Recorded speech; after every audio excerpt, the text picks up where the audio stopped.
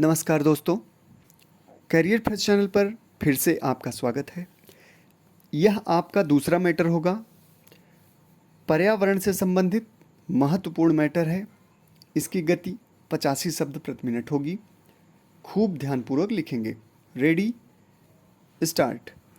मनुष्य की प्रकृति पर निर्भरता आदिकाल से ही चली आ रही है। इसीलिए विश्व की प्रत्येक सभ्यता में प्रकृति की पूजा का प्रावधान है।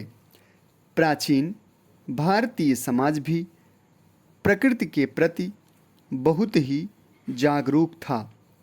वैदिक काल में प्रकृति के विभिन्न अंगों भूमि, पर्वत, वृक्ष, नदी, जीव जंतु आदि की पूजा की जाती थी। प्रकृति के प्रति मनुष्य की इस असीम श्रद्धा के कारण पर्यावरण स्वतः सुरक्षित था। विकास की अंधी दौड़ में मनुष्य ने प्रकृति को अत्यधिक नुकसान पहुंचाना शुरू कर दिया। एक सीमा तक प्रकृति उस नुकसान की भरपाई स्वयं कर सकती थी, लेकिन जब उसकी स्वतः पूर्ति की सीमा समाप्त हो गई तो पर्यावरण असंतुलित हो गया। आज का मनुष्य लालच के वशीभूत होकर प्रकृति का क्रूर दोहन कर रहा है। इसकी अति उपभोगवादी प्रवृत्ति के कारण प्रकृति को इतना नुकसान पहुंच चुका है कि प्रकृति की मूल संरचना ही विकृत हो गई है। अगर हम यह विचार करें कि जिस प्रकृति की पूजा मनुष्य करता था वह उसके प्रति इतना क्रूर कैसे हो गया, इसके उत्तर में हम देखेंगे कि समय के साथ मनुष्य की सोच में परिवर्तन आ गया है।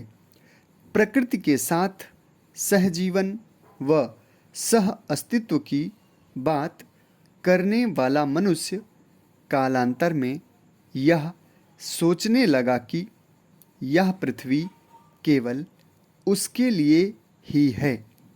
वह इस पर जैसे चाहे वैसे रहे। अपनी इस नवीन सोच के कारण वह प्रकृति को पूजा व सम्मान की नहीं अपितु उपभोग की एक वस्तु के रूप में देखने लगा। उसके विचारों में आया यह परिवर्तन ही पर्यावरण असंतुलन का आधार तैयार किया। पर्यावरण के असंतुलन के लिए अनेक कारण उत्तरदायी हैं, लेकिन वे सभी कहीं न कहीं हमारी अनियोजित व अदूरदर्शी अर्थनीति से जुड़े हुए हैं।